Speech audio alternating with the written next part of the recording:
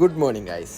Sorry, good morning അല്ല കേട്ടോ, good afternoon ആയി. 1 മണിയായി എണീച്ച് പുറത്തോട്ടൊക്കെ ആക്കി. പിന്നെ അന്ന് കുറച്ച് നേരം ഷെൽബി എടുത്ത് സംസാരിച്ചപ്പോൾ ഒന്ന് ഫ്രഷ് ആയി. രാവിലെ ചാർക്കോളിൻ്റെ ഒരു ഫേസ് മാസ്ക് ഒക്കെ ഇടാന്ന് കരുതി അങ്ങനെ കുറച്ച് നേരം മാസ്ക് കെട്ടിയിരുന്നു. എണീച്ചത് ഉച്ചയായതുകൊണ്ടും ഒരുങ്ങാൻ സമയം കുറവായതുകൊണ്ടും പെട്ടെന്ന് കുളിച്ചൊരുങ്ങി നേരെ ഇറങ്ങി. പിന്നെ നേരെ പോയി പള്ളി നിസ്കരിക്കാന്ന് കരുതി. പിന്നെ നിസ്കരിച്ചിട്ടൊക്കെ ഇറങ്ങുമ്പോഴത്തേക്കും അൽഹംദുലില്ലാ എന്ത് നല്ല ദിവസം എന്നുള്ള സന്തോഷത്തിൽ ഇങ്ങനെ നേരെ പോയി ഡ്യൂട്ടി കഴിഞ്ഞ് പിന്നെ വൈകിട്ട് ഇറങ്ങി. പിന്നെ അവിടെ നിന്ന് പള്ളിയിൽ നോമ്പ് കുറിക്കാൻ വേണ്ടി കയറി.